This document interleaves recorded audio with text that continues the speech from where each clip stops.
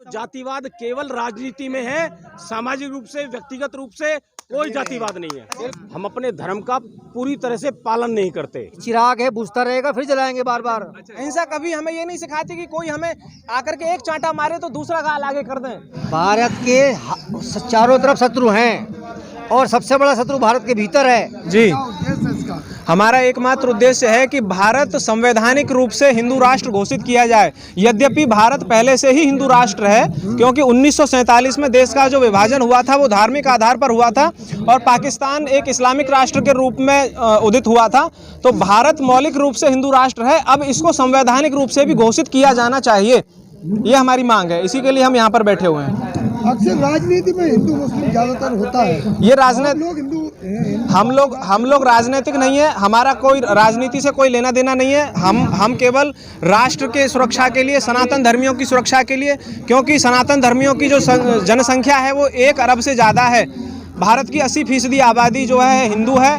दुनिया के 94% जो हिंदू हैं वो भारत में रहते हैं और दुनिया की तीसरी सबसे बड़ी आबादी हिंदू है, जिसके स्वाभिमान की सुरक्षा के लिए भारत का हिंदू राष्ट्र घोषित होना बहुत जरूरी है। और हमारा किसी विरोध नहीं है। करीब होते जब भी ये बातें नहीं, ये चुनाव नहीं, ये तो बहुत पहले से चला आ रहा है। ये तो संयोग की बात है कि चुनाव अब है आगे, हमारा चुनाव से कोई लेना देना नहीं। चुनाव तो ये तो भारत है, यहाँ पूरे वर्ष हमेशा चुनाव ही होते रहते हैं। कभी लोकसभा का होता रहता है, कभी विधानसभा का होता रहता है, कभी कोई होता रहता है, कभी कोई। हमारा चुनाव से कोई लेना देना नहीं है। एक बात कही थी, सुरक्षा। जी, भारत के चारों तरफ शत्रु हैं और सबसे बड़ा शत्रु भारत के भीतर है। असुरक्षा उससे है। कौन सा शत्रु कौन है आप तो जानते होंगे ना। अराजक तत्व, सांप्रदायिकता फैलाने वाले लोग विनाश कर रहे हैं। हमारा किसी काट कर रहे हैं। हमारा किसी धर्म से विरोध नहीं है, किसी समाज से विरोध नहीं है। सभी देशों में सभी जातियों के लोग रहते हैं। भारत में जैसे रह रहे हैं वैसे हम भी रहेंगे, वो भी रहेंगे, सभी रहेंगे।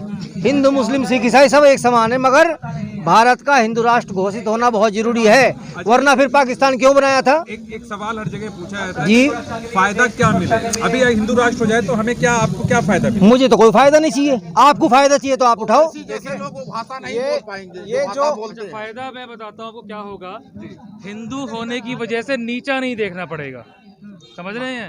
इतना ही फायदा चाहिए। पाल घर में मेरे साधु मारे नहीं जाएंगे हिंदू साधु होने की वजह से, ये फायदा चाहिए भारत में हिंदू राष्ट्र होने का। संविधान तो आपको हक देता लड़ाई लड़ने की ना। संविधान अपने उस संवैधानिक हक के कारण ही हम यहाँ, संविधान ने हमको जो अधिकार दिया है उस अधिकार के तहत ही इस मांग को लेकर के हम यहाँ पर बैठे हुए हैं और ये मांग कर रहे हैं सरकार से। अच्छा ये बताइए, लड़ाई आप लोगों की कब से है? हमारी लड़ाई तो कभी से नहीं है, हमारी तो केवल मांग है, हमारी कोई लड़ाई नहीं है। कब से है मांग? हमारी मांग तो 1947 से है। जी, आपका संगठन ये है तब से? साधु महात्मा जो है परिषद था, हमारा राम राज्य परिषद था, जिसे विलय किया गया था जनसंघ में। तो राम राज्य परिषद की मांग तभी से थी और जनसंघ के साथ मर्जर हुआ था और जनसंघ की मांग तभी से है। और उसके बाद आपको पता है जनता पार्टी बनी, हिंदू महासभा वो पहले से ही है। जब आपकी मुस्लिम लीग बनी थी, जब उन्होंने मुस्लिम देश की मांग रखी थी, तभी से बोनाफाइड या डे फैक्टो जिसे आप कहते हैं, हमारी मांग तो अपने आप हो गई थी ना। कि जब वो मांग रहे हैं मुस्लिम राष्ट्र, किसके अगेंस्ट मांग रहे हैं? हिंदू राष्ट्र के अगेंस्ट। तो मांग हमारी हमसे पहले उन्होंने कर दी थी कि हिंदू राष्ट्र वो देंगे हमें, लेकिन दिया नहीं। एक बात है, जैसे इन्होंने कहा कि हिंसा नहीं करना चाहते, सही बात है, नहीं करना चाहिए। लेकिन जिस तरह से हरिद्वार में कहा गया वो हिंसा ही शब्द है। देखिए, अहिंसा परमो धर्म, अहिंसा परमो धर्म। उनसे हमारा कोई मतलब नहीं है, वो उनका व्यक्तिगत विचार है। सुनिए, एक एक करके सुनिए। हिंदू सुन लीजिए, सैनी जी, हिंदू कभी भी हिंसक नहीं रहा है। हिंदुओं ने पहले से कभी कोई हिंसा नहीं की है। हरिद्वार में जो भी बात कही है वो एक दुखी अंतःकरण से भावावेश में आकर के कुछ लोगों ने व्यक्तिगत रूप से कही है, ऐसा नहीं है। हिंदुओं ने कभी हिंसा की नहीं। हिंदू तो हमेशा हिंसा से पीड़ित होता आया है। ये सवाल उनसे हिंदू तो खुद पीड़ित हुआ, हिंदुओं के ऊपर तो हिंसा की गई है। हिंदुओं के ऊपर तो हमेशा से हिंसा होती आई है, चाहे औरंगजेब के समय से देख लीजिए, बाबर के समय से देख लीजिए, चाहे कश्मीर में देख लीजिए, चाहे वर्तमान में आसाम और पश्चिम बंगाल में देख लीजिए। हिंदुओं ने कभी हिंसा नहीं की।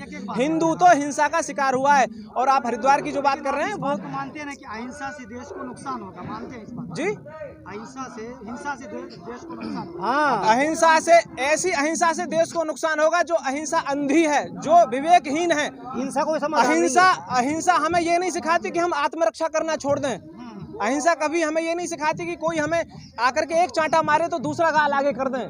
अहिंसा हमें ये सिखाती है कि पहले से हम किसी को न छेड़ें, लेकिन कोई अगर हमें छेड़ने आए तो हम उसको भी न छोड़ें।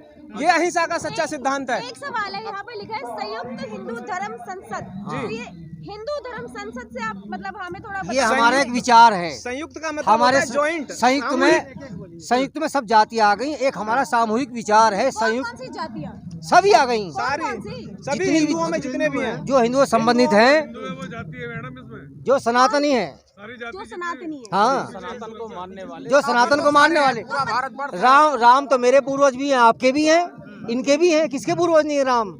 जो राम को मानता है वो सनातनी है।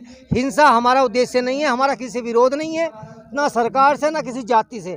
हम तो सबको साथ लेकर अपनी मांग कर रहे हैं और शांतिपूर्ण कर रहे हैं। अपने मौलिक अधिकार के अंतर्गत संविधान की धारा 14 से 21 तक जो हमारे अधिकार हैं उसके तहत मांग कर रहे हैं। अब नहीं, जने कब से करते आ रहे हो, करते रहेंगे।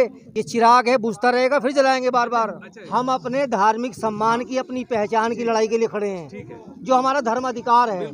संविधान ने हमें धर्म अधिकार नहीं दिया, तो फिर हमारी मांग करना गलत है क्या? वही तो पूछ रहा हूँ, इससे फायदा क्या होगा? इसका फायदा हम सम्मान से जी रहेंगे। हमारी जो बेटियां लव जिहाद का शिकार हो रही है वो बचेंगी। सुनो, जगह जगह जो धर्मांतरण हो रहे हैं लालच देके, वो रुकेंगे। हमारे साधु संत समाज शान के साथ मस्तक उठा के चलेंगे। और एक बात और है, हिंदू कहीं भी अराजकता नहीं फैलाता, अशांति नहीं फैलाता। हिंदू राष्ट्र घोषित होगा तो भारत में शांति होगी। बिल्कुल, हाँ, हिंदू सांप्रदायिक नहीं है। हिंदू राष्ट्रवादी सरकार है, आपकी बात तो मान लेनी चाहिए। जब भी तो आग्रह कर रहे हैं हम सरकार से, जब भी आग्रह कर रहे हैं। जब आप 370 हटा सकते हो, किसानों की मांग मान सकते हो, राम मंदिर बना सकते हो, रोहिंग्याओं को बसा सकते हो, तो हमारी मांग भी मानो। क्यों नहीं मानी जा रही? वजह क्या? क्यों का जवाब मेरे पास नहीं है। मेरे पास मांग करने का अधिकार है। मांग मानना न मानना उनकी मर्जी है। मांग हम क्रिएट कर रहे हैं ना, मानेंगे, जरूर मानेंगे। हम किसी हम किसी को झुकाने नहीं आए। मांग किससे कर रहे हो? मांग भारत सरकार से। तो सरकार को झुकना पड़ेगा। हम क्यों कहें झुकना पड़ेगा? अगर मैं आपकी बात मान लूँ तो मैं झुकना नहीं होता। ये मेरा व्यवहार है। झुकना व्यवहार में है, किसी को दबाना, झुकना नहीं होता। बेटे की हमारा फर्ज, पिता मांगे तो पिता का झुकना होता देखो, हमारी 54 साल की उम्र है। हम विद्रोह करने वाले नहीं है, बागी लोग नहीं है। हम शांतिपूर्ण तरीके से अपनी मांग कर रहे हैं और करते रहेंगे। अगर कोरोना काल की वजह से हमें परमिशन नहीं मिली, हम बार बार आएंगे, एक बार नहीं। हमारा काम है समाज को संगठित करना, जागृत करना। समाज खड़ा होगा तो सरकार मानेगी। हम अपने धर्म का पूरी तरह से पालन नहीं करते। जिस दिन हम अपने धर्म का पालन करेंगे उस दिन यहाँ जगह नहीं मिलेगी। आप में से सारे लोग हिंदू हैं। आप में से कितने लोग प्रतिदिन धर्म ग्रंथ पढ़ते हैं? कितने लोगों ने चोटी रखी है? कितने लोग तिलक लगाते हैं? जिस दिन आप धर्म ग्रंथ पढ़ने लगेंगे आपको समझ में आ जाएगा कि हमें इस धर्म के मार्ग पर चलना चाहिए। जातिवाद कब होता है बताता हूँ आपको। जिस दिन चुनाव होता है, जब चुनाव की डेट शुरू होगी तब बताया जाता है ये कैंडिडेट ब्राह्मण है, जाट है, गुर्जर है, जो भी बिरादरी का है, केवल तब। और जैसे ही वो चुनाव चलेगा, जब तक खूब एक मिनट इसका जवाब दे दूं, एक मिनट में बता, स्टेज से भी कहते हैं, वही बताता हूँ, वो अपनी जाति बताते हैं। हाँ, वही बता रहा हूँ मैं, अलग नहीं बता रहा।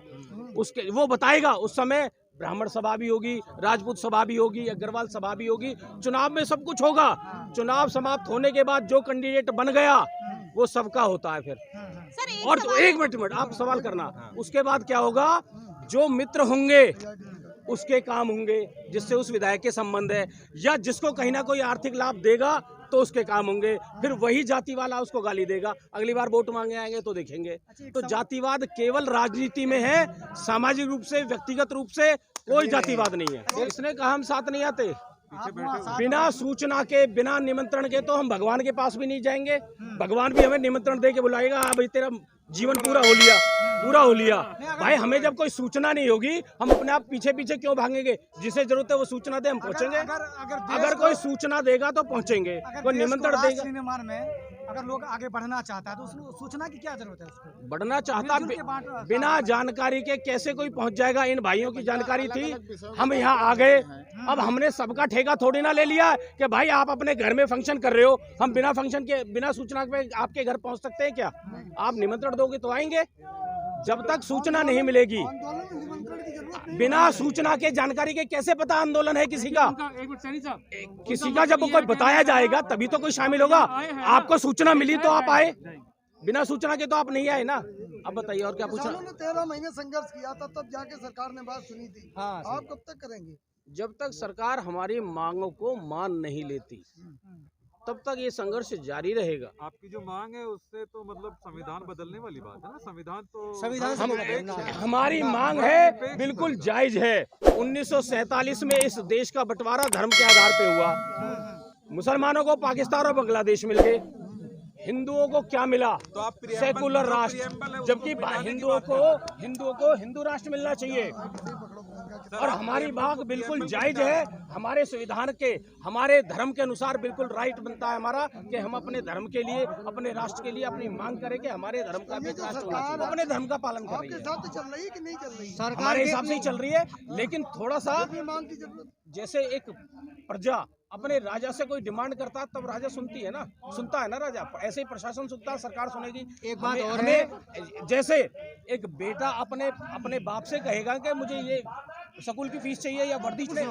हम सरकार के प्रवक्ता नहीं है, सुनो, हम सरकार के प्रवक्ता नहीं है, हम सरकार के गुण दोष तय नहीं करने के। सरकार के विरोध में तो है। विरोध नहीं, हम अपनी मांग के समर्थन में, हम अपनी मांग के समर्थन में हैं। आंदोलन का मतलब आंदोलन का मतलब होता है अपनी मांगों को अरे मानना। महाराज, ये एक विचार है। हमारा फर्ज अपनी मांग रखना है, हम किसी का विरोध करने नहीं आए।